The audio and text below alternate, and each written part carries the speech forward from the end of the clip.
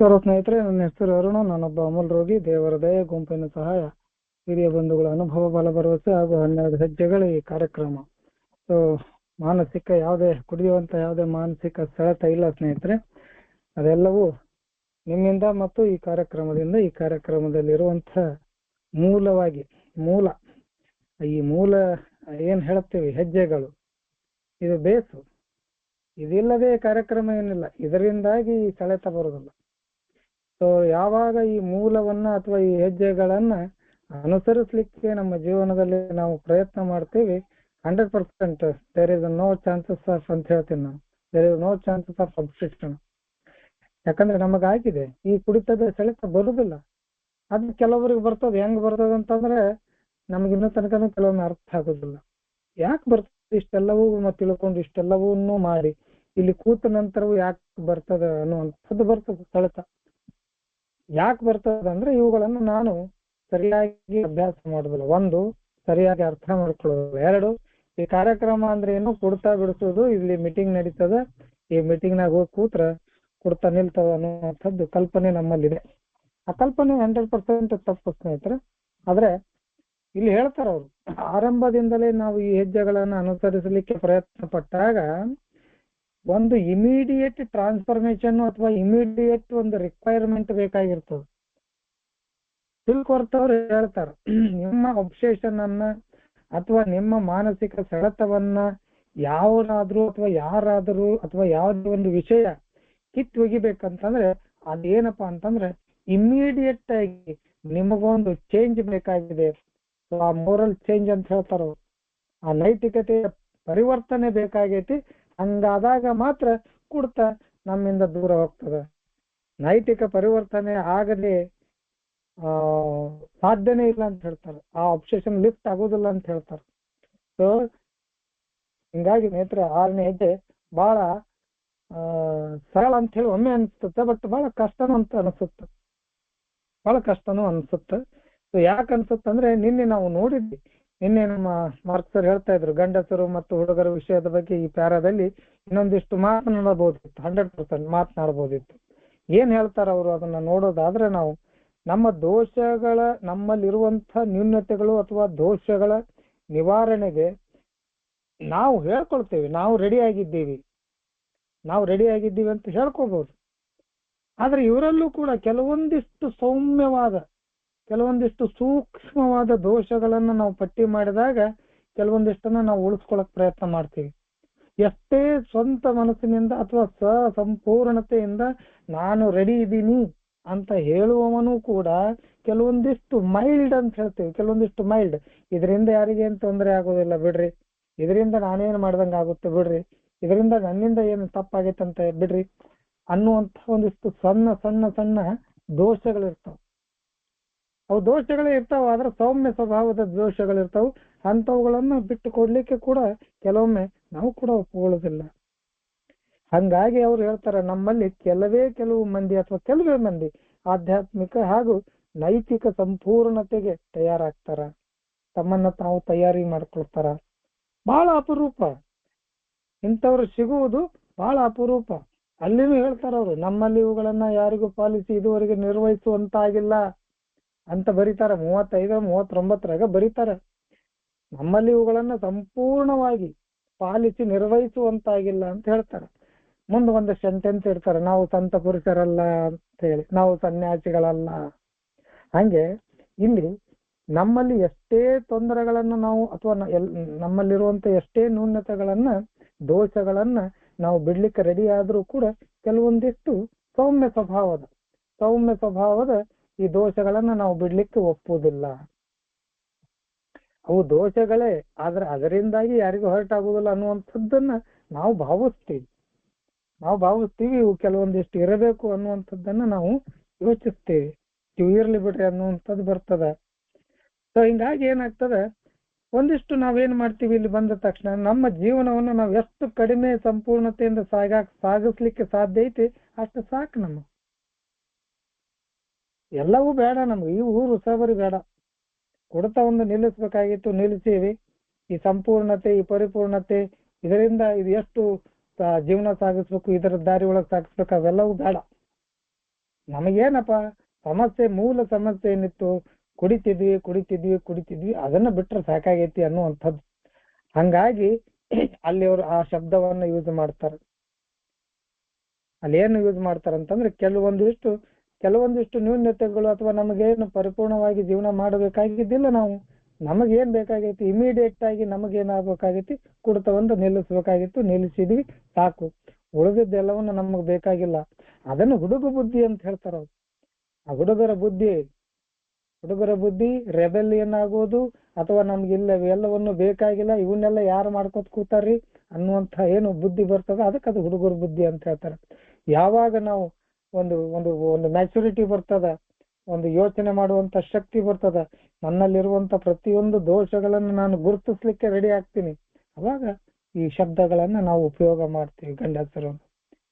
So ಹುಡುಗರು ಇರುವಂತ ಮನಸ್ಥಿತಿ, ಹುಡುಗರಲ್ಲಿ ಇರುವಂತ ಮನಸ್ಥಿತಿ ಒಬ್ಬ ಪ್ರಚಂಡ್ ಏನಂತೀವಿ ಮೆಚ್ಯೂರ್ಡ್ ಪರ್ಸನ್ ಅಂತ ಹೇಳ್ತೀವಿ, ಅಥವಾ ಪಕ್ವವಾದ ಒಂದಿಷ್ಟು ಪಕ್ವತೆ ಇದ್ದಂತಹ ಮನುಷ್ಯ ಯೋಚನೆಗಳಿಗೆ ಬಹಳ ಪರಕಿರ್ತದೆ. ಒಂದು ಕಾಲ ಇತ್ತು ನಮ್ಗ 30, 28, 26 ವಯಸ್ಸಿನಲ್ಲಿ ಯಾರಾದ್ರೂ ಗಾಡಿಗೆ ಅಡ್ಡ ಬಂದ್ರೆ ಸಾಕು, ಅವ್ರ ಗಾಡಿ ತಿರುವಿ ಬೀಳು ಹಂಗ ಗಾಡಿ ಹೊಡೆದವ್ರನ್ನ ಏನಾರ ಮಾಡ್ತಿದ್ವಿ. ಹುಡುಗ ಬುದ್ಧಿ. ಇವತ್ತು ಇದೇ ವಯಸ್ಸಿನಲ್ಲಿ, ಈಗ 47 ವಯಸ್ಸು, ಇವತ್ತು ಏನ್ ಮಾಡ್ತೀವಿ, ಯಾವನಾದ್ರು ಬಂದು ನಮ್ಮನ್ನ ಅಡ್ಡ ಹಾಕಿ ತಿರುವಿ ಏನಾರ ಮಾಡಕ್ ಹೋದ್ರು ಸುಮ್ನೆ ನಮ್ಮಷ್ಟಕ್ಕೆ ನಾವು ಹೋಗ್ತೀವಿ. ಅವೇನು ಹುಚ್ಚ ಹುಡುಗರು ಅದಾವು, ಸಣ್ಣ ಹುಡುಗರು ಅದಾವು, ಏನೋ ಮಾಡ್ತಾವು, ಯಾಕೆ ನಮಗ್ ಬೇಕನ್ನುವಂಥದ್ದು. ಇದು ಮೆಚುರಿಟಿ ಬರ್ತದೆ. ಸುಮ್ಮನೆ ಒಂದು ಉದಾಹರಣೆ ಇದು. ಅಂದ್ರೆ ಆ ಮೆಚುರಿಟಿ ಕಡೆಗೆ ನಾವು ಯಾವಾಗ ಹೋಗ್ತೀವಿ ಅಲ್ಲಿ ನಮ್ಮನ್ನ ಪರಿವರ್ತನೆ ಹಾಕೋತ ಹೋಗ್ತದೆ. ಅದಕ್ಕೆ ಅವ್ರು ಹೇಳ್ತಾರೆ, ನಡುವೆ ನಾವು ನಮಗಾಗಿಯೇ ನಾವು ನಿರ್ಮಿಸಿಕೊಂಡ ಒಂದು ಅಬ್ಜೆಕ್ಟಿವ್ ಅಥವಾ ಒಂದು ಉದ್ದೇಶ, ನಮಗಾಗಿ ನಾವು ಏನ್ ಅನ್ಕೊಳ್ತೀವಿ, ನಮ್ಮ ಉದ್ದೇಶ ಏನದ, ನಾವು ಏನು ಡಿಟರ್ಮೈನ್ ಮಾಡಿರ್ತೀವಿ ಅಥವಾ ನಾವೇನು ಡಿಸ್ಕ್ರೈಬ್ ಮಾಡಿರ್ತೀವಿ ಅಥವಾ ನಾವೇನು ಅನ್ಕೊಂಡಿರ್ತೀವಿ, ಅದೇ ಉದ್ದೇಶ ಇರ್ಲಿ ಅನ್ನುವಂಥದ್ದು. ಆದ್ರೆ ನಾವು ಯೋಚನೆ ಮಾಡೋದೇ ಇಲ್ಲ ಹುಡುಗ ಬುದ್ಧಿ ಒಳಗ. ದೇವರು ನಮಗಾಗಿ ಏನ್ ಮಾಡ್ಯಾನ, ದೇವರ ಮನಸ್ಸಿನಲ್ಲಿ ನನಗೋಸ್ಕರ ಯಾವ ಉದ್ದೇಶ ಇದೆ, ಅವೆರಡರ ವ್ಯತ್ಯಾಸಗಳನ್ನ ನಾವು ಈ 6ನೇ ಹೆಜ್ಜೆಯಲ್ಲಿ ತಿಳ್ಕೊತೀವಿ ಸ್ನೇಹಿತರು. 6ನೇ ಹೆಜ್ಜೆಯಲ್ಲಿ ಅದಕ್ಕೆ ಆ ಒಂದು ಶಬ್ದವನ್ನ ಯೂಸ್ ಮಾಡ್ಯಾರ ಅವರು, ಗಂಡಸರು ಮತ್ತು ಹುಡುಗರು ಅನ್ನುವಂಥ ನಡುವಿನ ವ್ಯತ್ಯಾಸವನ್ನ. ನಾನು ನನಗಾಗಿಯೇ ನಿರ್ಮಿಸಿಕೊಂಡ ಉದ್ದೇಶ ಮತ್ತು ದೇವರು ನನಗಾಗಿ ಅಪೇಕ್ಷಿಸುವ ಉದ್ದೇಶ, ಇವೆರಡರ ನಡುವಿನ ವ್ಯತ್ಯಾಸ ಇಲ್ಲಿ ಕಂಡು ಬರ್ತದೆ ಸ್ನೇಹಿತರೆ. ಮುಂದೆ ಏನಾಗ್ತದೆ ನಾವು ಓದೋಣ. ನಾವು ಕೂಡ ಇಲ್ಲಿ ಸ್ಕ್ರೀನ್ ಶೇರ್ ಮಾಡ್ತೀನಿ. ಸೊ ಕೂಡಲೇ ಅಂತ ಇದೆಯಲ್ಲ, ಅದು ಬಹುಶಃ 65ನೇ ಪೇಜು. ಅಲ್ಲಿಂದ ನಮ್ಮ ಪ್ರಶಾಂತ ಧಾಮದ ಸ್ನೇಹಿತರು ಓದ್ತಾರೆ. ಸೊ ನಾನು ಕೂಡ ಇಲ್ಲಿ ಸ್ಕ್ರೀನ್ ಶೇರ್ ಮಾಡ್ತೀನಿ. ಸೊ ದಯವಿಟ್ಟು ಬ್ಯಾಕ್ ಸೈಡ್ ಇಂದ ನನ್ನನ್ನು ಒಂದು ಸ್ವಲ್ಪ ಮ್ಯೂಟ್ ಮಾಡಿ ಸರ್ ಪ್ಲೀಸ್. Thank you. ನಮಸ್ಕಾರ ಬಂಧುಗಳೇ. 12 ಹೆಜ್ಜೆಗಳು ಮತ್ತು 12 ಪರಂಪರೆಗಳು, ಪುಟ ಸಂಖ್ಯೆ 65, 6ನೇ ಹೆಜ್ಜೆ, ಕೊನೆಯ ಪ್ಯಾರಾಗ್ರಾಫ್. ಕೂಡಲೇ ಹಲವಾರು ಮಂದಿ ಕೇಳಬಹುದು, 6ನೇ ಹೆಜ್ಜೆಯ ಅರ್ಥವನ್ನು ಹೇಗೆ ತಾನೇ ಸ್ವೀಕರಿಸಲು ಸಾಧ್ಯ? ಅದು ಸಂಪೂರ್ಣತೆ ಸೂಚಿಸುತ್ತದೆ. ಇದು ತುಂಬಾ ಕಷ್ಟದ ಪ್ರಶ್ನೆಯಾಗಿ ಕಾಣುತ್ತದೆ, ಆದರೆ ನಿಜವಾಗಿಯೂ ಅದು ಕಷ್ಟವಲ್ಲ. ಸಂಪೂರ್ಣ ಪರಿಪೂರ್ಣತೆಗಿಂತ ಪಾಲಿಸಲು ಸಾಧ್ಯವಿರುವ ಹೆಜ್ಜೆ 1ನೇಯದು ಮಾತ್ರ. ಅಮಲಿನ ಮೇಲೆ ನಾವು ಅಸಮರ್ಥರಾಗಿದ್ದೇವೆ ಎಂದು ಒಪ್ಪಿಕೊಳ್ಳುವುದು. ಉಳಿದ 11 ಹೆಜ್ಜೆಗಳು ಸಂಪೂರ್ಣ ಆದರ್ಶವನ್ನು ಸೂಚಿಸುತ್ತವೆ. ಅವುಗಳು ನಾವು ಉದ್ದೇಶಿಸಬೇಕಾದ ಗುರಿಗಳಾಗಿವೆ, ಅಲ್ಲದೆ ನಾವು ನಮ್ಮನ್ನೇ ಅಳೆದು ನೋಡಲು ಸಾಧ್ಯವಾಗುವಂತೆ ಮಾಡುವ ಅಳತೆಗೋಲುಗಳಾಗಿವೆ. ಈ ರೀತಿಯಿಂದ ನೋಡಿದರೂ 6ನೇ ಹೆಜ್ಜೆಯು ಕಷ್ಟಕರವಾಗಿಯೇ ಕಾಣುತ್ತದೆ, ಆದರೆ ಅಸಾಧ್ಯವಾಗಿ ಅಲ್ಲ. ಅತ್ಯಂತ ಪ್ರಾಮುಖ್ಯದ ವಿಷಯವೆಂದರೆ ನಾವು ಪ್ರಾರಂಭವನ್ನು ಮಾಡಬೇಕು ಮತ್ತು ಪ್ರಯತ್ನಿಸುತ್ತಲೇ ಇರಬೇಕು.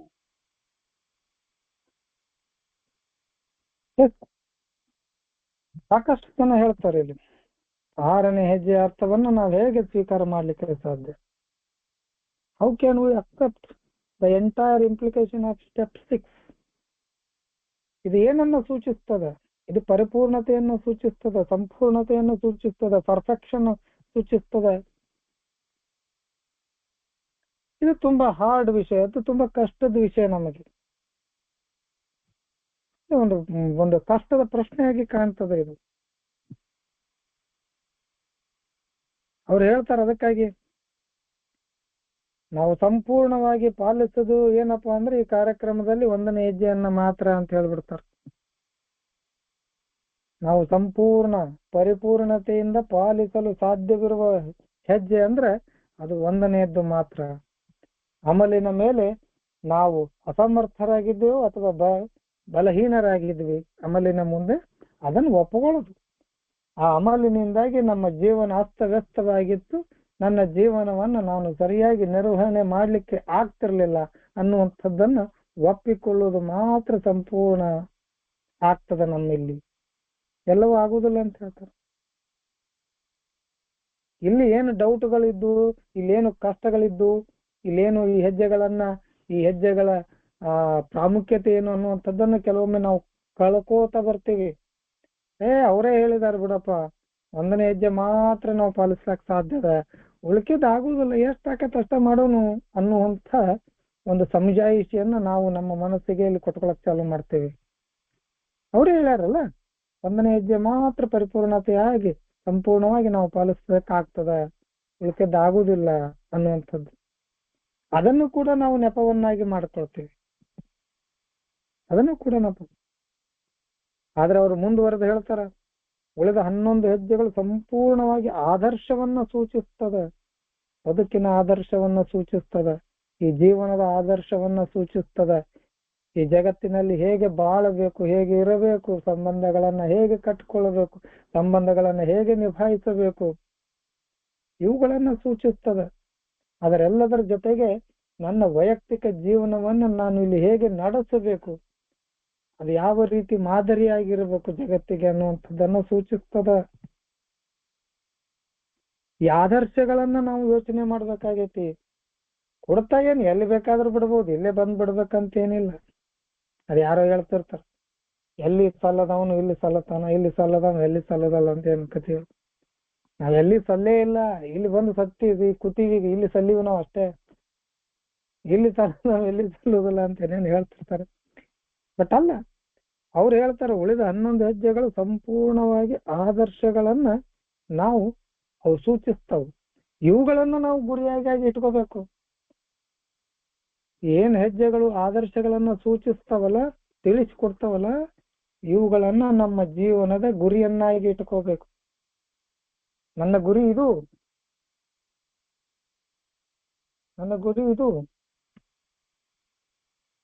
ನಮ್ಮ ಗೋಲ್ ಆಗಿರ್ಬೇಕು ಅಂತ ಹೇಳ್ತಾರೆ. The remaining 11 step state perfect ideals ಅಂತ ಹೇಳ್ತಾರೆ. ಕರೆಕ್ಟ್ ಆದ ಒಂದು ಆದರ್ಶಗಳು. They are goal toward which we look. Goal ನಮ್ಮ ಬದುಕಿನ ಗುರಿ, ಏಮ್ ಅನ್ಕೊಳ್ರಿ, ಗಮ್ಯ ಸ್ಥಾನ ಅನ್ಕೊಳ್ರಿ, ನಾನು ಎಲ್ಲಿ ಮುಟ್ಟಬೇಕಾಗೈತೆ ಅನ್ನುವಂಥದ್ದನ್ನ ತೋರಿಸ್ತವೆ. ಇವತ್ತು ಈ ಬದುಕಿನಲ್ಲಿ ಹೇಗೆ ಬದುಕಬೇಕು, ಹೇಗೆ ಇರಬೇಕು ಅನ್ನುವಂಥದ್ದನ್ನ ಸೂಚಿಸ್ತಾವು. ಈ ಜೀವನವನ್ನ ಏನು ಉಳಿದ ಅರ್ಧ ಬರ್ಧ ಹಾಳು ಮಾಡ್ಕೊಂಬಂದು ಇಲ್ಲೇನ್ ಕೂತೀವಿ, ಇನ್ನೇನ್ ಅರ್ಧ ಉಳ್ದೈತಂತ ನಾವು ಅನ್ಕೊಳ್ತೀವಿ. ಅದು ಎಷ್ಟು ಉಳ್ದೈತ್ ನನಗೂ ಗೊತ್ತಿಲ್ಲ, ಯಾರಿಗೂ ಗೊತ್ತಿಲ್ಲ. ಈ ಬದುಕು ಎಷ್ಟು ಉಳ್ದದ ಯಾರಿಗೂ ಗೊತ್ತಿಲ್ಲ.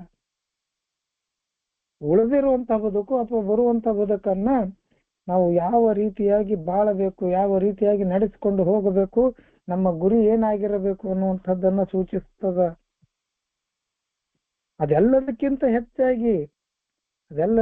ಹೆಚ್ಚಾಗಿ ಇವತ್ತು ಈ ಎಲ್ಲ ಹೆಜ್ಜೆಗಳು ನಮ್ಮನ್ನ ನಾವು ಅಳತೆ ಮಾಡ್ಲಿಕ್ಕೆ ಸಹಾಯ ಮಾಡ್ತಾವು.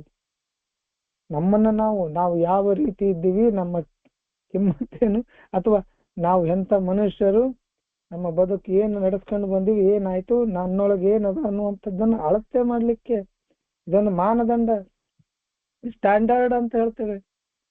ಮೆಜರ್ಮೆಂಟ್ ಮಾಡ್ಲಿಕ್ಕೆ ಒಂದು ಸ್ಟ್ಯಾಂಡರ್ಡ್ ಅನ್ನ ಬಳಸ್ತೀವಲ್ಲ, ಹಂಗೆ ಸ್ಟ್ಯಾಂಡರ್ಡ್ ಅಂತ ಹೇಳ್ತೀವಿ.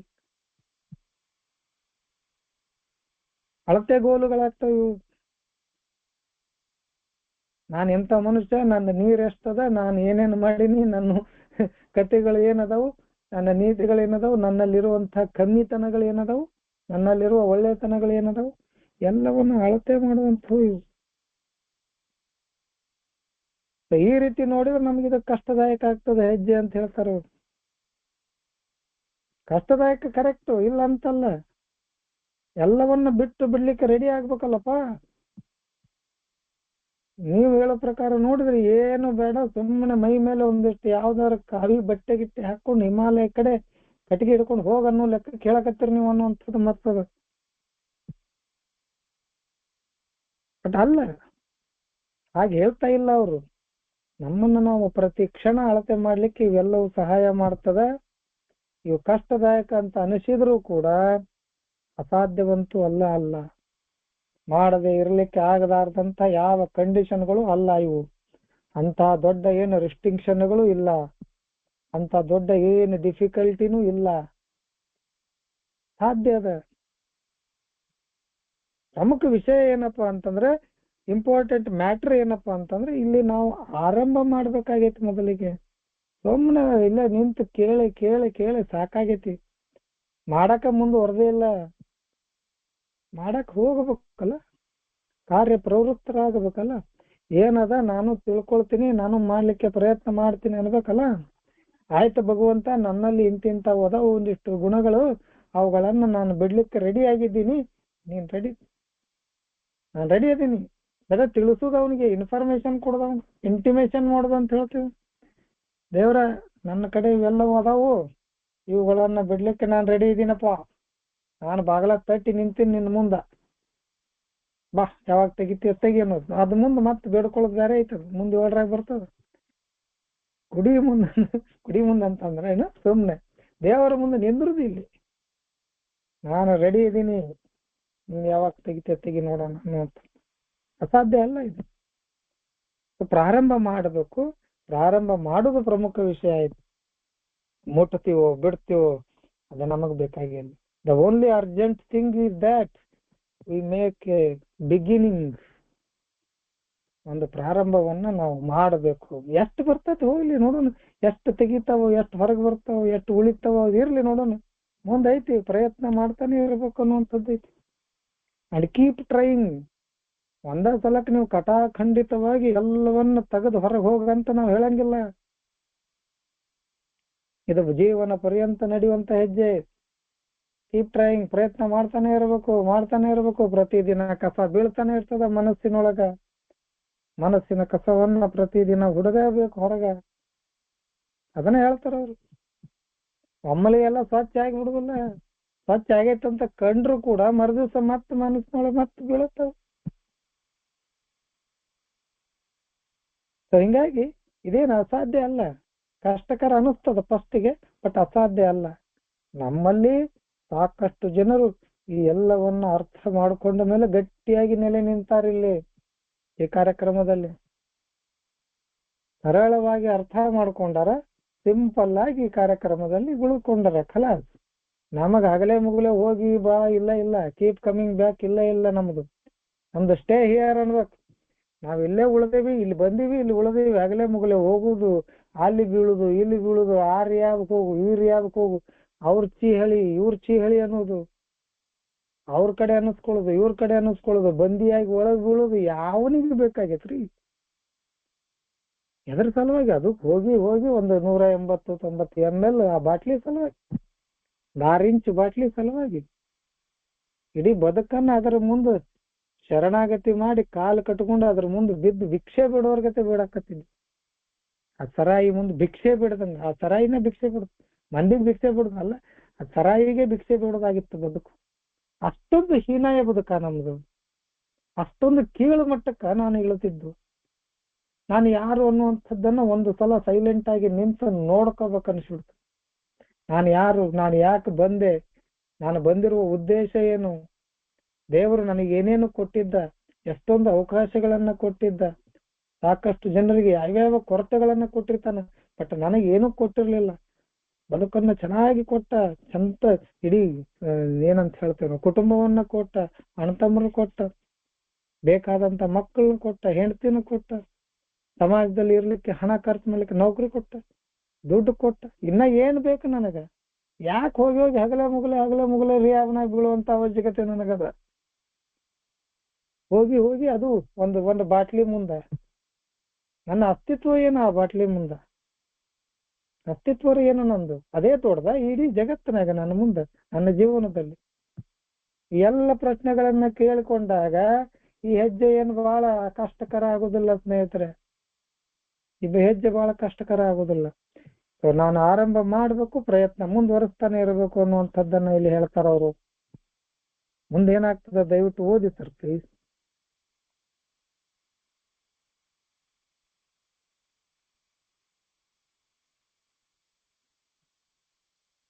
ಅಮಲಿನ ಹೊರತು ಇತರ ಸಮಸ್ಯೆಗಳಿಗೆ ಈ ಹೆಜ್ಜೆಯಿಂದ ಪ್ರಯೋಜನ ಲಭಿಸಬೇಕಾದಲ್ಲಿ ನಾವು ಪ್ರತ್ಯೇಕವಾಗಿ ನಮ್ಮ ಮನಸ್ಸನ್ನು ತೆರೆದಿಟ್ಟು ಸಂಪೂರ್ಣತೆ ಎಡೆಗೆ ಗುರಿಯಿಟ್ಟು ಆ ದಿಕ್ಕಿನಲ್ಲಿ ನಡೆಯಲು ಪ್ರತ್ಯೇಕ ಪ್ರಯತ್ನ ಮಾಡಬೇಕಾಗುತ್ತದೆ.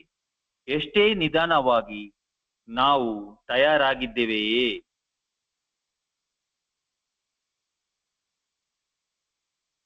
ಎಸ್, ನಾವು ತಯಾರಾಗಿದ್ದೇವೆಯೇ? ಕ್ವಶನ್.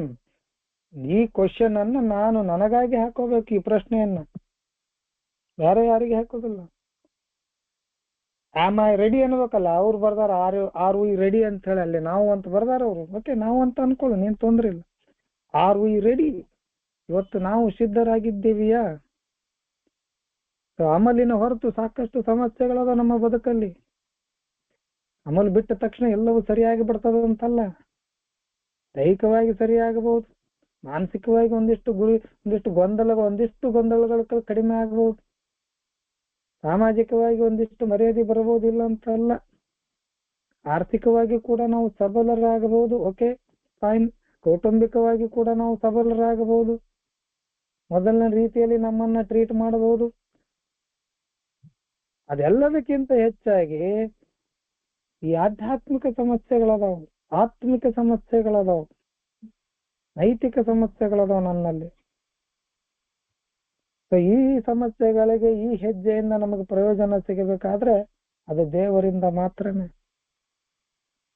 ನಮಗಿದರಿಂದ ಸಿಗಬೇಕು, ಇದರಿಂದ ಒಳ್ಳೇದಾಗಬೇಕು. ಈ ಕಷ್ಟಗಳಿಂದ, ಈ ಗೊಂದಲಗಳಿಂದ, ಈ ಏನು ಇರಿಟೇಬಲ್ ವಿಷಯಗಳದಾವ ಮನಸ್ಸಿನಲ್ಲಿ, ಕುತ್ಸಿತ ಬುದ್ಧಿಗಳದಾವಲ್ಲ, ಅಥವಾ ಪದೇ ಪದೇ ಪದೇ ಜಾರುವಿಕೆ ಇದೆಯಲ್ಲ, ಇವುಗಳ ಬಗ್ಗೆ ನಾನು ಏನಾದ್ರೂ ಮಾಡ್ಬೇಕು ಅಂತಂದ್ರೆ ಸಂಪೂರ್ಣವಾಗಿ ಕಂಪ್ಲೀಟ್ ಆಗಿ ನನ್ನ ಮನಸ್ಸನ್ನ ತೆರೆದಿಡಬೇಕು.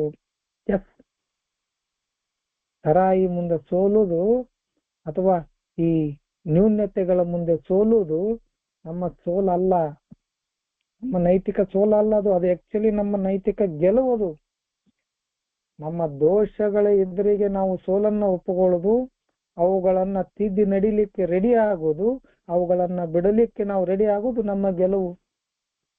ಅವುಗಳ ಮುಂದೆ ಮಂಡಿ ಕಾಲೂರಿ ಏನಂತೀವಿ ನಾವು, ಮಂಡಿ ಕಾಲೂರಿ ಕೂಳುದಲ್ಲ. ಅವುಗಳ ಮುಂದೆ ನಮ್ಗೆ ಅಸಹ್ಯ ಆಗಬೇಕಾಗಿಲ್ಲ. ನಾನು ಇಂಥವ ಅದೇನಂತ ಹೇಳಿ ಗುರ್ತಾದ್ರೆ ಜನ ಏನ್ ಅನ್ಕೊಳ್ತಾರೋ ಏನೋ, ಅದು ಅಲ್ಲ. ಅವುಗಳನ್ನ ಮೆಟ್ಟಿ ನಿಲ್ಲಬೇಕಾಗೈತಿ, ಅವುಗಳ ಎದುರಿಗೆ ಗೆದ್ದು ತೋರಿಸ್ಬೇಕಾಗೈತಿ. ಅವುಗಳ ಎದುರಿಗೆ ಗೆದ್ದು ತೋರಿಸ್ಬೇಕಾದ್ರೆ ನಾವು ಇಲ್ಲಿ ಸಿದ್ಧರಾಗಬೇಕಾಗೈತಿ. ಸಂಪೂರ್ಣವಾಗಿ ನಮ್ಮ ಮನಸ್ಸನ್ನ ತೆರೆದಿಟ್ಟು ಅದರ ಗುರಿಯಡಿಗೆ, ಅದೇನ್ ಹೇಳ್ತೀವ ಪರ್ಫೆಕ್ಷನಿಸ್ಟ್ ಅಂತ ಹೇಳ್ತೀವಲ್ಲ, ಅಥವಾ ಪರ್ಫೆಕ್ಷನ್ ಅಂತೀವಲ್ಲ, ಪರಿಪೂರ್ಣತೆ ಅಂತ ಹೇಳ್ತೀವಿ, ಅದರೆಡೆಗೆ ಗುರಿ ಇಡಬೇಕು. ಮುಟ್ಟತೀವೋ ಬಿಡ್ತೀವೋ ಅದು ಸೆಕೆಂಡ್ರಿ. ಬಾಣ ಹೊಡಿಬೇಕು. ಗುರಿ ತಲುಪ್ತೈತೋ ಬಿಡ್ತೈತೋ ಗುರ್ತಿಲ್ಲ, ಹೊಡಿ ಬದಲಕ್ಕೆ. ಗುರಿ ಇಡು, ಹೊಡಿಬೇಕು.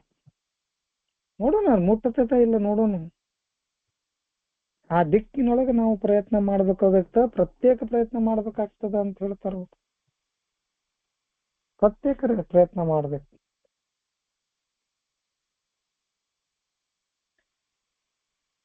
ಎಷ್ಟೇ ನಿಧಾನವಾಗಿ ನಾವು ರೆಡಿ ಆಗಿದ್ದೀವಿ ಅನ್ನುವಂಥದ್ದನ್ನಾರು ಕೇಳ್ಕೋಬೇಕು. ಅಲ್ಲಿ ಕೂಡ ಆಪ್ಷನ್ ಕೊಡ್ತಾನ. ಒಂದು ಕಡೆ ಹೇಳ್ತಾನೆ ಇಮಿಡಿಯೇಟ್ ಆಗಿ ನೀವು ಎಲ್ಲವನ್ನ ಹೆಜ್ಜೆಗಳನ್ನ ಆರಂಭದಿಂದಲೇ ನೀವು ಮಾಡ್ರಿ ಅಂತ ಹೇಳ್ತಾನೆ. ಇಲ್ಲಿ ಕೂಡ ನನ್ನಂತ ಒಬ್ಬ ಇರ್ತಾನ, ಕಾಲು ಎಳ್ಕೊಂತ ಬರ್ತಿರ್ತೀನಿ ನಾನು. ಎಲ್ಲದಕ್ಕೂ ನನ್ನದೇ ಆದಂತ ಒಂದು ಏನ್ ಹೇಳ್ತೀವಿ, ನನ್ನದೇ ಆದಂತ ಒಂದು ಸಮರ್ಥನೆಯನ್ನ ಕೊಡುದು, ಅಥವಾ ನನ್ನದೇ ಆದಂತ ಒಂದಿಷ್ಟು ವ್ಯಾಖ್ಯಾನಗಳನ್ನ ಮಾಡುದು, ನನ್ನದೇ ಆದಂತ ಬುದ್ಧಿಯನ್ನ ತಂದಿಡುದು. ಅದಕ್ಕೂ ಕೂಡ ಇಲ್ಲಿ ಆಪ್ಷನ್ ಕೊಡ್ತಾನ, ಎಷ್ಟೇ ನಿಧಾನವಾಗಿ. ಓಕೆ, ಕೆಲವೊಬ್ರು ನಿಧಾನ ಆಗ್ತಾರ, ಕೆಲವೊಬ್ರು ಹೋಗ್ತಾರ ಬರ್ತಾರ, ಕೆಲವೊಬ್ರು ಸಾಕಷ್ಟು ಸಮಯ ತಗೋತಾರ, ಕೆಲವೊಬ್ರು ಹೋಗುದು ಬರುದು ಜೀವನ ಪರ್ಯಂತ ಇದ್ದೇ ಇರ್ತದೆ. ಕೆಲವೊಬ್ರು ಹೆಂಗಿರ್ತಾರ ಅಂದ್ರೆ ಬಂದವ್ರು ಒಳಗ್ ಕೂತ್ ಬಿಟ್ಟಿರ್ತಾರೆ ಗಟ್ಟಿಯಾಗಿ. ಅವ್ರನ್ನ ನೋಡ್ಬೇಕಾಗೈತಿ ಇವತ್ತು. ಗಟ್ಟಿಯಾಗಿ ಯಾರು ಕೂತಿದಾರಲ್ಲ ಅವ್ರನ್ನ ನೋಡ್ಬೇಕು. ಅಲ್ಲಿ ಹೇಳ್ತಾರಲ್ಲ, ಸ್ಟಿಕ್ ಟು ದ ವಿನ್ನರ್ಸ್. ಯಾರು ಇಲ್ಲಿ ಬಂದು ಬದುಕನ್ನ ಗೆದ್ದಿದ್ದಾರೆ, ಗೆಲುವಿನಡೆಗೆ ಓಡ್ತಾ ಇದ್ದಾರೆ, ಅವರನ್ನು ಹಿಡಿ ಅಂತ ಹೇಳ್ತಾರೆ. ನಿಧಾನವಾಗಿ ಆದ್ರೂ ಮಾಡ್ರಿ, ಅಟ್ಲೀಸ್ಟ್ ನಿಧಾನವಾಗಿ ಅಂತ ಅವರೇ ಇಲ್ಲಿ ಕನ್ಕ್ಲೂಷನ್ ಅವರ ಒಂದು ಇದಕ್ಕೆ ಬರ್ತಾರ. ಕಡಿಕೆ ನಿಧಾನವಾಗಿ ಆದ್ರೆ ಆತು ಮಾಡ್ರಪ್ಪ ಅನ್ನುವಂತ ಲೆಕ್ಕಕ್ಕೆ ಬರ್ತದೆ. ಮುಂದೆ ಓದಿ ಸರ್ ಪ್ಲೀಸ್. ಪುನಃ ನಮ್ಮ ದೋಷಗಳತ್ತ ನೋಡುವಾಗ ನಮಗೆ ಅವುಗಳನ್ನು ಬಿಟ್ಟುಕೊಡಲು ಮನಸ್ಸಾಗುವುದಿಲ್ಲ. ನಮ್ಮಷ್ಟಕ್ಕೆ ರೂಪಿಸಿಕೊಂಡ ಚೌಕಟ್ಟುಗಳನ್ನು ನಾವು ತೆರೆಯಬೇಕಾಗುತ್ತದೆ. ಬಹುಶಃ ಕೆಲವು ಸಂದರ್ಭಗಳಲ್ಲಿ ಹೇಳಬಹುದು, ಇದನ್ನು ಈಗಲೇ ಬಿಡುವುದು ಸ್ವಲ್ಪ ಕಷ್ಟ ಎಂದು. ಆದರೆ ಇದನ್ನು ನಾನು ಎಂದಿಗೂ ಬಿಡಲಾರೆ ಎಂದು ಮಾತ್ರ ನಾವು ನಮ್ಮಷ್ಟಕ್ಕೆ ಎಂದಿಗೂ ಹೇಳಿಕೊಳ್ಳಬಾರದು. ಈಗಾಗಲೇ ನಾವು ಶ್ರಮಿಸಿದ ದಾರಿಯೊಂದನ್ನು ವಿಶ್ಲೇಷಿಸೋಣ. ಪರಿಪೂರ್ಣತೆಯನ್ನು ಗುರಿಯಾಗಿ ಇಟ್ಟು ನಾವು ಪ್ರಯತ್ನಿಸುತ್ತಲೇ ಇರಬೇಕೆಂದು ಒಂದು ಕಡೆ ಸೂಚಿಸಲಾಗಿದೆ. ಈ ಕಾರ್ಯದಲ್ಲಿ ಸ್ವಲ್ಪ ವಿಳಂಬವಾಗುವುದು ಸಹಜ ಮತ್ತು ಕ್ಷಮಾರ್ಹವೆಂದು ಇನ್ನೊಂದು ಕಡೆ ಸೂಚಿಸಲಾಗಿದೆ. ಇದರಿಂದ ತಾರ್ಕಿಕ ಸ್ವಭಾವದ ಅಮಲಿಗೆ ಬೇರೆ ಅರ್ಥ ಕಾಣಬಹುದು. ಅವನು ಹೇಳಬಹುದು, ಎಷ್ಟು ಸುಲಭ, ನಾನು ಪರಿಪೂರ್ಣತೆಯತ್ತ ಸಾಗುತ್ತೇನೆ, ಆದರೆ ಅವಸರವಿಲ್ಲದೆ ಬಹುಶಃ ನಾನು ನನ್ನ ಸಮಸ್ಯೆಗಳನ್ನು ಅನಿಶ್ಚಿತ ಕಾಲಕ್ಕೆ ಮುಂದೆ ತಳ್ಳಬಹುದು. ಇದರಿಂದ ಪ್ರಯೋಜನವಿಲ್ಲ. ಇಂತಹ ತರ್ಕ ಮತ್ತು ತನಗೆ ಮಾಡುವ ಮೋಸ ಇತರ ಎಲ್ಲಾ ಸಂತೋಷದಾಯಕ ತರ್ಕಗಳ ದಾರಿ ಹಿಡಿಯುವುದು. ಏನಿಲ್ಲವೆಂದರೂ ನಾವು ನಮ್ಮ ವ್ಯಕ್ತಿತ್ವ ದೋಷಗಳನ್ನು ಒಪ್ಪಿ ಪರೀಕ್ಷಿಸಲು ಮತ್ತು ಅವುಗಳನ್ನು ತೊಲಗಿಸಲು ನಮಗೆ ಸಾಧ್ಯವಿರುವಷ್ಟು ಬೇಗ ಕಾರ್ಯೋನ್ಮುಖರಾಗಬೇಕು. ಎಸ್, ಮತ್ತೊಮ್ಮೆ ಇವೆಲ್ಲವನ್ನು ಹೇಳಿದ ನಂತರ ಕೂಡ ಮನಸ್ಸು ಮಾಡಿ ಇನ್ನೊಂದು ಸಲ ನಮ್ಮಲ್ಲಿರುವಂತ ಸಣ್ಣ ಪುಟ್ಟ ದೋಷಗಳನ್ನ ಅಥವಾ ದೊಡ್ಡ ದೊಡ್ಡ ದೋಷಗಳತ್ತ ನಾವು ನೋಡುವಾಗ ಕೆಲವೊಮ್ಮೆ ದೊಡ್ಡ ಬಿಟ್ಟು ಕೊಡಬಹುದು ಸರಳವಾಗಿ, ಕೆಲವೊಮ್ಮೆ ಸಣ್ಣ ಪುಟ್ಟ ಇರ್ತಾವ. ಇದರಿಂದ ಯಾರಿಗೆ ತೊಂದರೆ ಆಗುದಿಲ್ಲ, ಇದರಿಂದ ಯಾರಿಗೆ ನೋವು ಆಗುದಿಲ್ಲ, ಇದರಿಂದ ಯಾರಿಗೆ ಕೆಡಕಾಗುದಿಲ್ಲ, ನನಗೂ ಕೂಡ ಇದರಿಂದ ಕೆಡಕಾಗುದಿಲ್ಲ, ಇವುಗಳನ್ನ ನಾನು ಇಟ್ಕೋತೀನಿ ಅನ್ನುವಂತ ಮನಸ್ಸಿನಲ್ಲಿ ಇರ್ತದೆ. ಕೆಲವೊಮ್ಮೆ ಅವು ಆಟೋಮೆಟಿಕ್ ಆಗಿ ನಮ್ಗೆ ಗುರುತು ಆಗದೆ ನಮ್ಮಿಂದ ಬಂದ್ಬಿಡ್ತಾವ. ಅದು ಕೂಡ ಸತ್ಯ ಇಲ್ಲ ಅಂತಲ್ಲ. ಯಾರ ಬಗ್ಗೆ ಗಾಸಿಪ್ ಮಾಡಬಾರ್ದು ಅನ್ಕೊಂತೀವಿ, ಪಟಕ್ನ ಅವ್ರ ಬಗ್ಗೆ ಗಾಸಿಪ್ ಬಂದ್ಬಿಡ್ತದೆ ಮಾತು. ಯಾರ ಬಗ್ಗೆ ಚಾಡಿ ಹೇಳಬಾರ್ದು ಅನ್ಕೊಂಡಿರ್ತೀವಿ, ಪಟಕ್ನ ಯಾರ ಬಗ್ಗೆ ರಾಜಕೀಯ ಮಾಡಬಾರ್ದು ಅಂದಿರ್ತೀವಿ, ಅದು ಬಂದ್ಬಿಡ್ತದೆ. ಮನಸ್ಸು ಬೇಕು ಅಂತ ಮಾಡಕ್ ಹೋಗಿರಂಗಿಲ್ಲ, ಅಥವಾ ಮಾಡ್ಬೇಕು ಅನ್ನುವಂತ ಉದ್ದೇಶ ಇಟ್ಕೊಂಡು ಏನು ಮಾಡಕ್ ಹೋಗಿರಂಗಿಲ್ಲ. ಆದ್ರೂ ಕೂಡ ಈ ಕ್ಲಿಪ್ಟೋಮೇನಿಯಾ ಅಂತ ಹೇಳ್ತಾರೆ. ಕ್ಲಿಪ್ಟೋಮೇನಿಯಾ ಸಡನ್ ಆಗಿ ನೋಡಿದ ತಕ್ಷಣ ಅದನ್ನ ಕದ್ಕೊಂಡ್ಬಿಡ್ಬೇಕು ಅನ್ಸುತ್ತೆ. ನನಗದ ಉದ್ದೇಶ ಇಟ್ಕೊಂಡು ಹೋಗಿರಂಗಿಲ್ಲ, ಕಳ್ತನ ಮಾಡ್ಬೇಕು ಅನ್ನುವಂತ ಉದ್ದೇಶ ಇರೋದಿಲ್ಲ. ಆ ವಸ್ತುವಿನ ನೋಡಿದ ತಕ್ಷಣ ಪಟ್ಟ ತಕೊಂಡ್ಬಿಡ್ತು.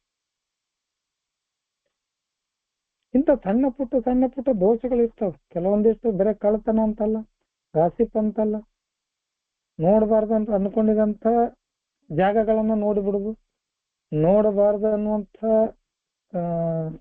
ಏನಂತೀವಿ ನಾವು, ಕೆಲವೊಮ್ಮೆ ಮನೆಯಲ್ಲೇ ಇದೀನಿ ಹೇಳಕ್ ಆಗುದಿಲ್ಲ, ಕೆಲವೊಮ್ಮೆ ಮತ್ತೊಬ್ಬರದ ಈ ಏನಂತೀವಿ ಬಾಡಿ ಪಾರ್ಟ್ಗಳನ್ನ, ಅಂಗಾಂಗಗಳನ್ನ ನೋಡಿಬಿಡುದು.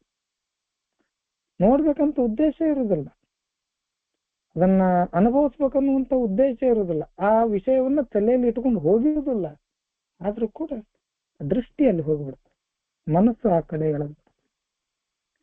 ಇವೆಲ್ಲವೂ ಸಣ್ಣ ಸಣ್ಣ ಸಣ್ಣ ಸಣ್ಣ ದೋಷಗಳು. ನಾನ್ ನೋಡಿನಂತ ಅವ್ರಿಗೆ ಗುರ್ತಿಲ್ಲ, ಆದ್ರೆ ನೋಡಿದ್ದೆ ನನಗ್ ಗುರ್ತದಲ್ಲ, ಎದುರಿಗಿದ್ದವ್ರಿಗೆ ಗುರ್ತಿಲ್ಲ.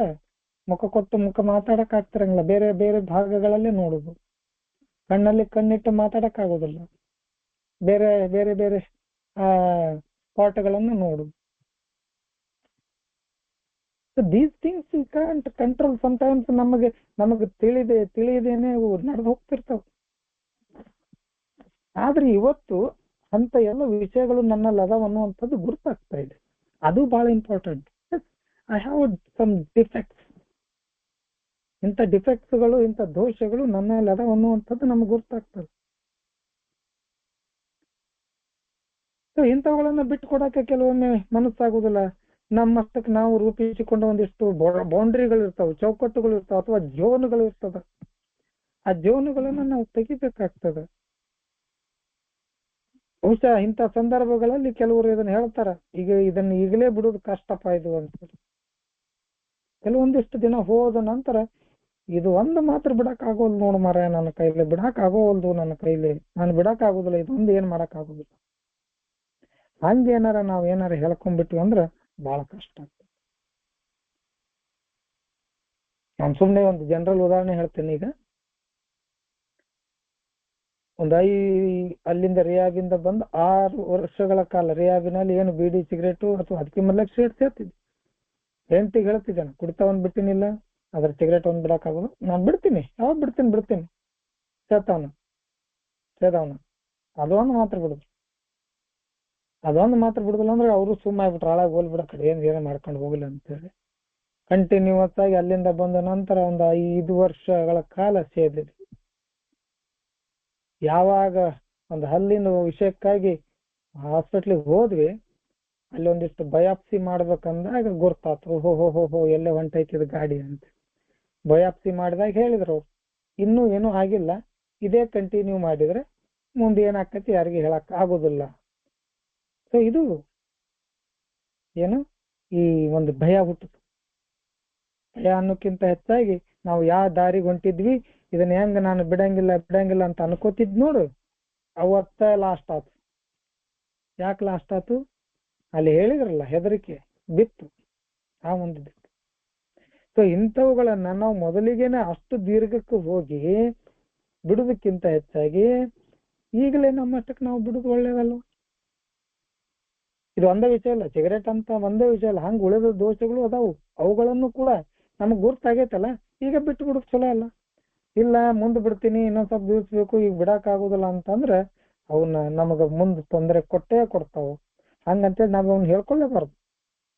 ಸೊ ಈಗಾಗಲೇ ನಾವು ಶ್ರಮಿಸಿದ ದಾರಿಯನ್ನು ವಿಶ್ಲೇಷಿಸೋಣ, ನೋಡೋಣ ಈಗ ಹೆಂಗ್ ನಡೆದು ಬಂದ ದಾರಿ ಏನಾಗೈತಿ, ಕುಡಿತದ ದಾರಿ ಏನಾಗೈತಿ, ಕುಡಿತದಿಂದ ಏನೇನಾಗೈತಿ. ಸೊ ಹಂಗೆ ಈ ತರ ದೋಷಗಳನ್ನ ನಲ್ಲನ್ನಿಟ್ಟುಕೊಂಡ್ರೆ ಆ ದೋಷಗಳಿಂದ ಕೂಡ ಮುಂದೊಂದು ದಿನ ಹಿಂಗಾಗೋದು. Result is same. ಆ ಕುಡ್ತಾನು ಹೊಡ್ತಾ ಕೊಟ್ಟು ಇವು ಗುಡ್ದ ದೋಷಗಳನ್ನು ಮುಂದೆ ಹೊಡ್ತಾ ಕೊಡ್ತಾವ. ನಾಟ್ ಓನ್ಲಿ ಚಟ್ಟ ಒಂದಲ್ಲ, ಈ ಅಭ್ಯಾಸಗಳು ಒಂದಲ್ಲ, ಬೇರೆ ಬೇರೆ ದೋಷಗಳದಾವ ನಮ್ಮಲ್ಲಿ, ಅವು ಕೂಡ ಹೊಡ್ತಾ ಕೊಡ್ತಾವ ಕಂಟಿನ್ಯೂ ಮಾಡಿದ್ರೆ. ಅದಕ್ಕೆ ಮೊದಲ ಈಗ ನಮಗ್ ಗುರ್ತಾಗೈತಲ್ಲ, ಇಲ್ಲೇ ಬಿಟ್ಟು ಬಿಡುದು ಚಲೋ ಅಂತ ಹೇಳ್ತಾರ ಅವ್ರು. ಅದಕ್ಕೆ ಬರೀತಾರೆ ಮತ್ತೆ ಸೇಮ್ ಸೆಂಟೆನ್ಸ್, ಪರಿಪೂರ್ಣತೆಯನ್ನು ಗುರಿಯಾಗಿಟ್ಟುಕೊಂಡು ನಾವು ಪ್ರಯತ್ನ ಮಾಡ್ತಾನೆ ಇರ್ಬೇಕು. ಮುಟ್ತೀವೋ ಬಿಡ್ತೀವೋ ಗುರ್ತಿಲ್ಲ. ಈ ಕಾರ್ಯದಲ್ಲಿ ಈ ಕೆಲಸದಲ್ಲಿ ಕೆಲವೊಂದಿಷ್ಟು ಸಲ ವಿಳಂಬವಾಗೈತಿ, ನಮಗೂ ಕೂಡ ಆಗೈತಿ. 1-1.5 ವರ್ಷ ನಾವು ಇವುಗಳನ್ನು ನೋಡೇ ಇಲ್ಲ. ವ್ಯಾಜ್ಯಗಳ ಅಂದ್ರನ ಗುರ್ತಿಲ್ಲ ನಮಗ್. ಅದೇನು ಮೀಟಿಂಗ್ ನಲ್ಲಿ ಏನು ಅನುಭವ ಕೇಳ್ತಾರ ಅದನ್ನ ಭಾರಿ ಅನ್ಕೊಂಡ್ಬಿಟ್ಟಿದ್ವಿ. ಇದ್ರ ಬಗ್ಗೆ ಐಡಿಯಾನೇ ಇರ್ಲಿಲ್ಲ ನಮಗೆ. ಯಾವಾಗ್ಲೂ ಸ್ವಲ್ಪ ವಿಳಂಬನೂ ಆಯ್ತು. ಈಗ ಅನಿಸ್ತದೆ ನಮಗೂ, ಹೌದಲ್ಲ 1 ವರ್ಷ ವೇಸ್ಟ್ ಮಾಡಿದೆ ನಾನು ಖಾಲಿ ಕೂತ್ಕೊಂಡು, 1-1.5 ವರ್ಷ ವೇಸ್ಟ್ ಮಾಡಿದೆ ಅಂತ ಅನ್ಸುತ್ತೆ. ಓಕೆ ಫೈನ್, ಹೋಯ್ತು ಮುಗೀತು ಬಿಟ್ಟು ತಲೆ ಕೆಡ್ತೀವಿ. ಸ್ವಲ್ಪ ವಿಳಂಬವಾಗೋದು ಸಹಜ ಆಗೈತಿ, ಈಗ ನಮಗೂ ಆಗೈತೆ. ಆದ್ರೆ ಈಗ ತಿಳ್ಕೊಳಕತ್ತೀವಲ್ಲ, ಇನ್ಮ್ಯಾಗ ಚಾಲು ಮಾಡ್ಬೇಕಲ್ಲ.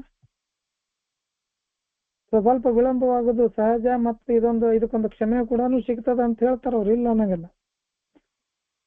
ಸೊ ವಿಳಂಬವಾಗುವುದು ಸಹಜ ಮತ್ತು ಕ್ಷಮೆಗೆ ಅರ್ಹ. ಇದು ಕ್ಷಮೆಗೆ ಅರ್ಹ ಅನ್ನುವಂಥದ್ದನ್ನ ಸೂಚಿಸಲಾಗಿದೆ. ಸೊ ಇದನ್ನು ಕೂಡ ನಾನು ಅಡ್ವಾಂಟೇಜ್ ಆಗಿ ಮಾಡ್ಕೋತೀನಿ, ನನ್ನಂಥವನ್ನ ಲಾಜಿಕ್ ಆಗಿ ವಿಚಾರ ಮಾಡ್ತೀನಿ. ಅವ್ರು ಹೇಳಿರಲ್ಲ ಸ್ವಲ್ಪ ಲೇಟ್ ಆದ್ರೆ ಏನ್ ತೊಂದ್ರೆ ಇಲ್ಲ, ಇದಕ್ಕೆ ಕ್ಷಮೆ ಸಿಗ್ತದ. ಸೊ ಹಿಂಗಾಗಿ ನಾನು ನಿಧಾನವಾಗಿ ಹೋಗ್ತೀನಿ, ಅವಸರ ಮಾಡೋದಿಲ್ಲ. ಅವ್ರು ಹೇಳಿರಲ್ಲ ಕ್ಷಮೆ ಸಿಗ್ತದ, ವಿಳಂಬ ಆಗುದು ಸಹಜ ಅಂತೇಳಿ.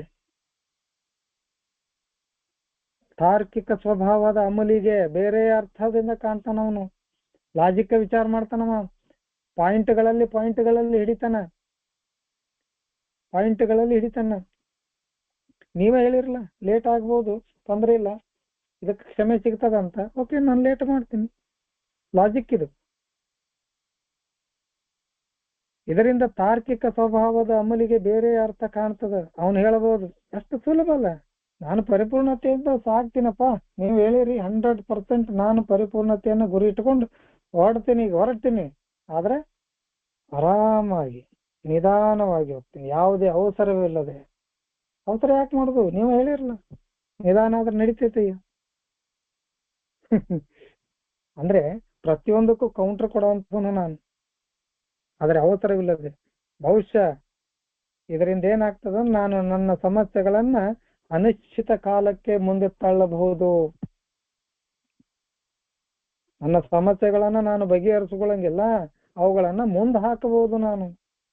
ಈ ತರ ಯೋಚನೆ ಮಾಡಿ ಏನು ಅವಸರ ಮಾಡೋದು ಬೇಡ. ಆರಾಮ ಟೈಮ್ ಐತಿ. ಜಿಂದಗಿ ಅಭಿ ದೂರ ಹೇ, ಜಿಂದಗಿ ಬಡಾ ಹೇ ಏನಂತಿರ್ಲ, ಜೀವನ ಬಹಳ ದೊಡ್ಡದದ, ದಿಲ್ಲಿ ಅಭಿ ದೂರ ಹೇ, ಆರಾಮಾಗಿ ಹೋಗುನೆ, ಯಾಕೆ ತಲೆ ಕೆಡಿಸ್ಕೊಳ್ಳೋದು ಅಂತ ಹೇಳಿ ಯೋಚನೆ ಮಾಡಿದ್ರೆ, ನಾನು ಕೇವಲ ನನ್ನ ಸಮಸ್ಯೆಗಳನ್ನ ಬಗೆಹರಿಸ್ತಾ ಇಲ್ಲ ಅಥವಾ ನನ್ನ ಸಮಸ್ಯೆಗಳನ್ನ ಪರಿಹಾರ ಕೊಡ್ತಾ ಇಲ್ಲ, ಅವುಗಳನ್ನ ಕೆಲ ಕಾಲ ಅನಿಶ್ಚಿತ ಕಾಲಕ್ಕೆ ಮುಂದೆ ತಳ್ತಾ ಇದ್ದೀನಿ.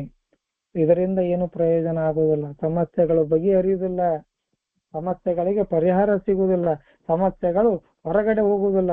ಬಹಳ ಆದ್ರೆ ಅವು ಮುಂದೆ ಹೊಕ್ಕಾವು, ಬಟ್ ಇದ್ದೇ ಇರ್ತಾವು. ಇದರಿಂದ ಏನು ಪ್ರಯೋಜನ ಇಲ್ಲ. ಇಂಥ ತರ್ಕ ಮತ್ತು ನಮಗೆ ನಾವು ಮಾಡುವ ಮೋಸ ಇದು. ಇಂಥ ತರ್ಕ ಏನು ಈ ಲಾಜಿಕ್ ಅದಲ್ಲ, ಈ ಲಾಜಿಕ್ ಅನ್ನ ನಾವು ಯೂಸ್ ಮಾಡಿದ್ರೆ ಇವು ಮತ್ತೊಬ್ಬರಿಗೆಲ್ಲ ನಮಗ ನಾವೇ ಮಾಡುವ ಮೋಸ. ಇತರ ಎಲ್ಲ ಸಂತೋಷದಾಯಕಗಳ ತರ್ಕಗಳ ದಾರಿ ಹಿಡಿಯುವುದು, ಎಲ್ಲ ಸಂದರ್ಭಗಳಲ್ಲಿ ಲಾಜಿಕ್ ಅನ್ನು ಯೂಸ್ ಮಾಡ್ಕೊಳಕ್ ನೋಡ್ತೀವಿ.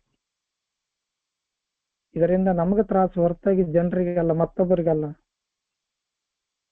ಏನಿಲ್ಲವೆಂದರೂ ನಾವು ನಮ್ಮ ವ್ಯಕ್ತಿತ್ವ ದೋಷಗಳನ್ನು ಒಪ್ಪಿ ಅವುಗಳನ್ನ ಒಂದು ಸಲ ಪರಿಶೀಲನೆ ಮಾಡಿ ಅವುಗಳನ್ನ ತೊಲಗಿಸಲು, ಹೊರಗೆ ಹಾಕ್ಲಿಕ್ಕೆ, ಮುಂದೂಡುವುದಲ್ಲ, ತೊಲಗಿಸಬೇಕು. ಅವುಗಳನ್ನ ತೊಲಗಿಸಲು ನಮಗೆ ಸಾಧ್ಯವಿರುವಷ್ಟು ಬೇಗ ಕಾರ್ಯೋನ್ಮುಖವಾಗಬೇಕು. Quickly as we can. ಬಹಳ ಚಂದ ಹೇಳ್ತಾರ, ಬಹಳ ಚಂದ ಹೇಳ್ತಾರ ಅವ್ರು. Worst character defect and take action toward their removal as quickly as we can. ಎಷ್ಟು ಬೇಗ ಸಾಧ್ಯ ಆಗ್ತದೆ ಅಷ್ಟು ಬೇಗ ಅವುಗಳನ್ನ ತೊಲಗಿಸ್ಲಿಕ್ಕೆ, ರಿಮೂವ್ ಮಾಡ್ಬೇಕು.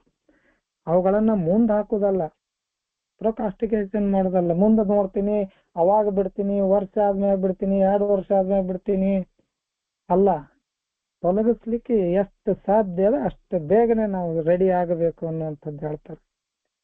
ಯಾವಾಗ ಇದೆಲ್ಲವನ್ನು ಕೇಳಿದ ನಂತರ, ಇವೆಲ್ಲವನ್ನ ಅರ್ಥ ಮಾಡಿಕೊಂಡ ನಂತರ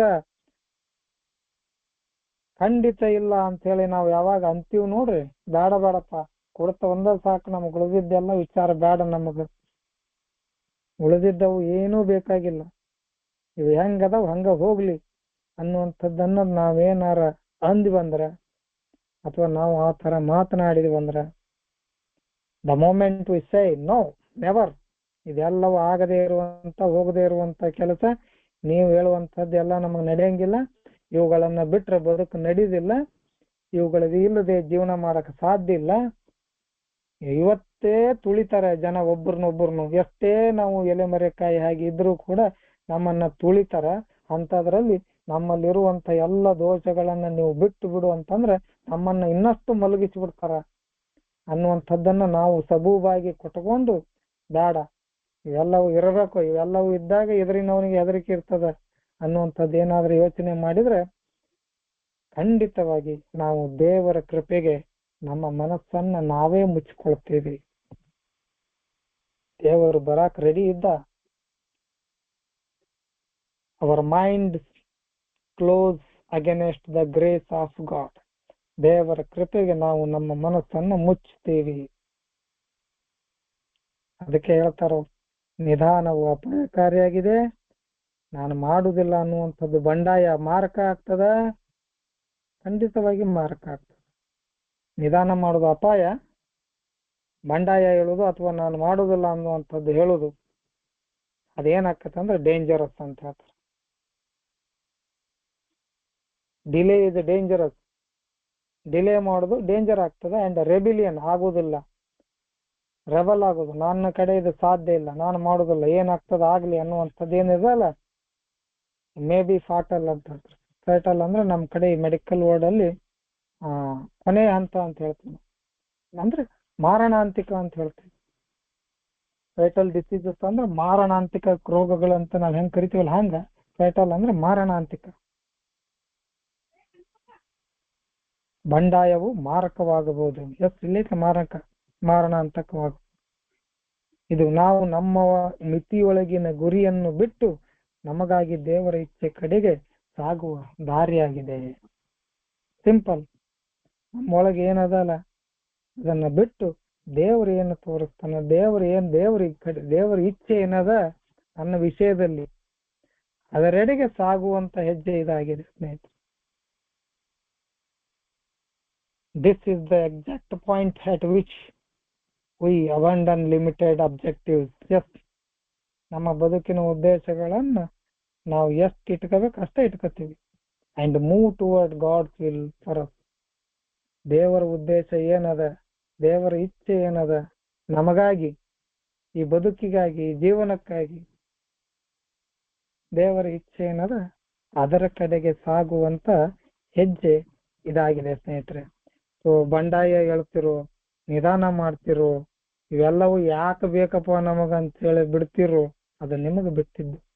ಬಟ್ ಅವ್ರು ಹೇಳ್ತಾರ ನಿಧಾನ ಮಾಡಿದ್ರೆ ನಮಗೆ ತೊಂದರೆ ಆಗ್ತದ, ನಾನು ಮಾಡುವುದೇ ಇಲ್ಲ ಅನ್ನುವಂಥದ್ದು ನಮಗೆ ಮಾರಕ ಆಗ್ತದ ಅಂತ ಹೇಳ್ತಾರ. ಸೊ ಇಲ್ಲಿಗೆ 6ನೇ ಹೆಜ್ಜೆ ಮುಗೀತದ. ನಾವು ಕೂಡ ಇದನ್ನ ಇಲ್ಲಿಗೆ ನಿಲ್ಲಿಸ್ತೀನಿ. ತುಂಬಾ ಸಮಯ ಕೂಡ ಇದೆ, ಒಂದು 8 ನಿಮಿಷ ಸಮಯ ಇದೆ. ಯಾರಿಗಾದ್ರೂ ಏನಾದ್ರೂ ದಯವಿಟ್ಟು ಮಾತನಾಡ್ಬೇಕಾದ್ರೆ ಮಾತನಾಡಿ. ಇಷ್ಟೊತ್ತು ನನ್ನ ಜೊತೆ ಓದಿದಂತ ನನ್ನ ಪ್ರಶಾಂತ ಧಾಮದ ಸ್ನೇಹಿತರಿಗೆ ಹಾಗೂ ನಮ್ಮ ಚೇರ್ಪರ್ಸನ್ ಕ್ಲೀಟಸ್ ಸರ್ ಅವರಿಗೆ ಧನ್ಯವಾದಗಳನ್ನು ಅರ್ಪಿಸ್ತೀನಿ. ಸೊ ಸಮಯ ಇದೆ, ಯಾರಿಗಾದ್ರೂ ಏನಾದ್ರೂ ದಯವಿಟ್ಟು ಕೇಳಬೇಕಾಗಿದ್ರೆ ದಯವಿಟ್ಟು ಕೇಳಿ, ಅಥವಾ ಏನಾದ್ರೂ ಇದಕ್ಕೆ ಇನ್ಕ್ಲೂಡ್ ಮಾಡ್ಬೇಕಾಗಿದ್ರೆ ಅದನ್ನ ಮಾಡಿ. ನಿಮ್ಮಲ್ಲಿ ಹೆಚ್ಚಿನ ಮಾಹಿತಿಗಳಿದ್ರೆ ದಯವಿಟ್ಟು ಇಲ್ಲಿ ಸೇರಿಸಿ, ಇನ್ನೊಬ್ಬರಿಗೆ ಅದು ಅನುಕೂಲ ಆಗ್ತದೆ, ಕಲೀಲಿಕ್ಕೆ ನನಗೂ ಕೂಡ ಅನುಕೂಲ ಆಗ್ತದೆ, ಇನ್ನಷ್ಟು ಕಲೀಲಿಕ್ಕೆ ಅನ್ನುವಂಥ ಮಾತುಗಳನ್ನು ಹೇಳ್ತಾ ಇವತ್ತಿನ ಈ ಟಾಪಿಕ್ ಅನ್ನ ನಾನು ಇಲ್ಲಿಗೆ ನಿಲ್ಲಿಸ್ತೇನೆ. ನಾಳೆ 7ನೇ ಹೆಜ್ಜೆ ಬಗ್ಗೆ ಮಾತನಾಡೋಣ. ತುಂಬಾ ಧನ್ಯವಾದಗಳು ಸರ್ ಅವಕಾಶ ನೀಡಿದ್ದಕ್ಕಾಗಿ. Thank you one and all.